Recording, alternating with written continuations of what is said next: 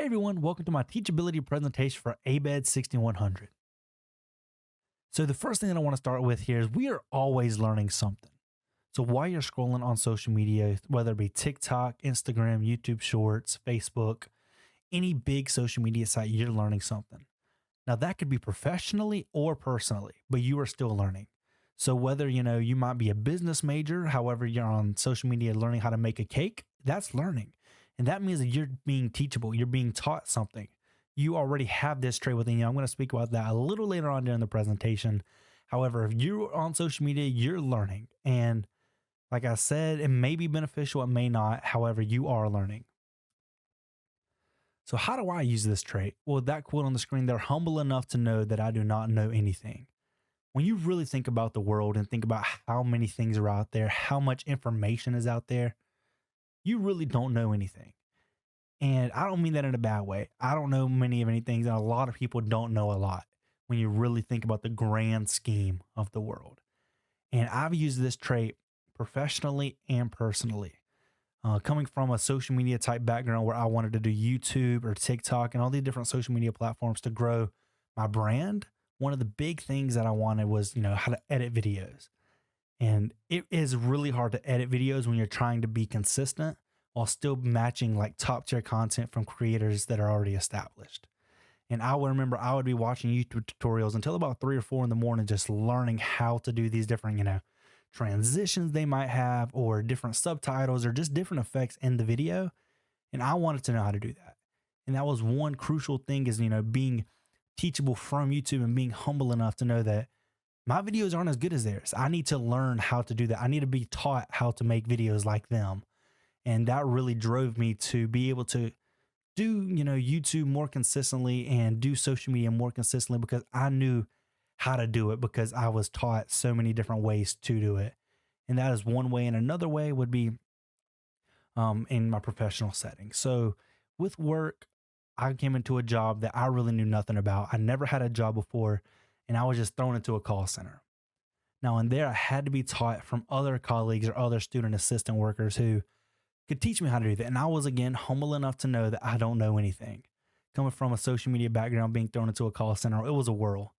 But being humble enough to listen to my colleagues on how they did things, how they documented a call, how they handled a call, how do they handle different students with different backgrounds or different perspectives on everything, and being taught how to handle everything was a huge part of my success and why I was able to be promoted pretty quickly within as a student assistant.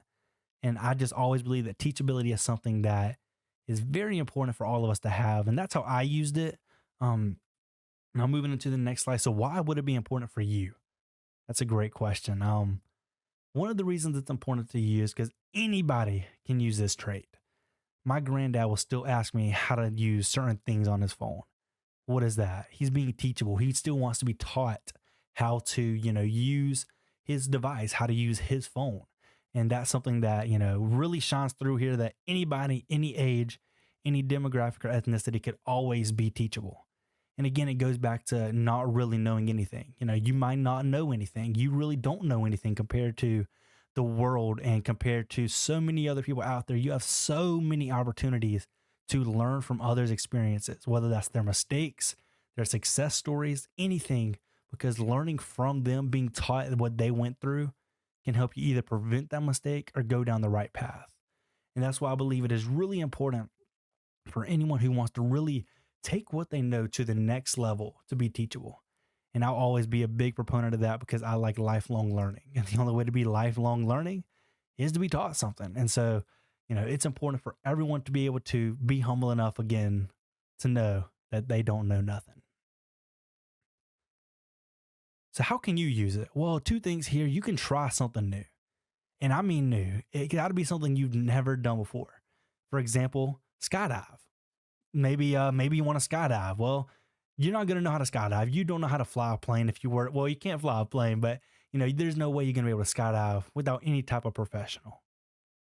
And so one of the main things is to be taught by the professional how to ski dive, when to pull the chute, how to know how far you have until the ground. Those are probably pretty important things you'd want to know if you're skydiving. And the only way you're going to be able to do that, because that's not one of the things where you can mess up at. If you mess up because you weren't humble enough to know that you didn't know how to skydive, you're going to splat on the ground, and no one wants that. You're a great person. So no one would ever want that ever.